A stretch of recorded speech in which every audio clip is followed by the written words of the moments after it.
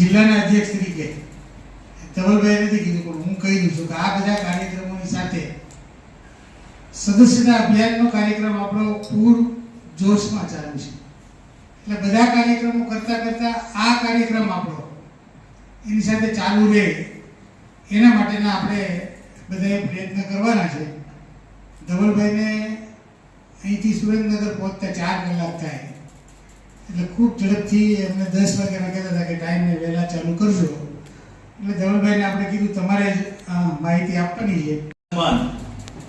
એવા આપણા સૌના લોકપ્રિય પ્રધાન સેવકનો કાલે જન્મદિવસ 17મી સપ્ટેમ્બર થી લઈને દેશની આઝાદીમાં જેની અહમ ભૂમિકા રહી છે એવા આપણા ગુજરાતના જ મહાત્મા ગાંધીજીનો જન્મદિવસ એટલે કે 2 ઓક્ટોબર 17 સપ્ટેમ્બરથી 2 ઓક્ટોબર સુધી રાષ્ટ્રીય કક્ષાએ સેવા પખવાડિયું ઉજવવાનું ભારતીય જનતા પાર્ટીએ નક્કી કર્યું છે. અને એના ભાગરૂપે આજની આ બેઠકમાં ઉપસ્થિત બેઠકના અધ્યક્ષ, ભારતીય જનતા પાર્ટીના અધ્યક્ષ, પૂર્વ સરકારના મંત્રી ભાઈ શ્રી આરસીભાઈ, બંને મહામંત્રી ભાઈ શ્રી સીપીભાઈ, રાજુભાઈ, અપેક્ષિત સૌ કાર્યકર્તા ભાઈઓ બહેનો,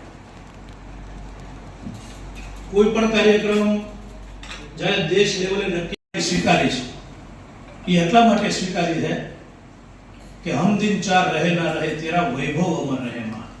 नेशन फर्स्ट. वाजपेयी जी ने कीधुं छे कि दल से बड़ा देश और व्यक्ति से बड़ा दल. એટલે વ્યક્તિ થી મોટી પાર્ટી ને પાર્ટી થી મોટો દેશ. આ ફિલોસોફી, આ વિચારધારા સાથે ભારતીય જનતા પાર્ટી કામ કરે છે. 15 તારીખ સુધી આ પ્રાથમિક સદસ્યતા અભિયાનનું કામ આપણે ચાલુ હતું. કિલોમીટર દૂર સુધી ઠંડી હોય, વરસાદ હોય, તડકો હોય, તેમ છતાં આપણા સૌની ખુશી માટે, ભારત માતાની સ્વાભિમાન માટે, ધર્મ માટે, સંસ્કૃતિ માટે એ સીમાડા સાચવતો હોય છે. અને વર્ષમાં કદાચ એકાદી વાર ઘરે આવતો હોય. ગોળીનો સામનો કરવાનો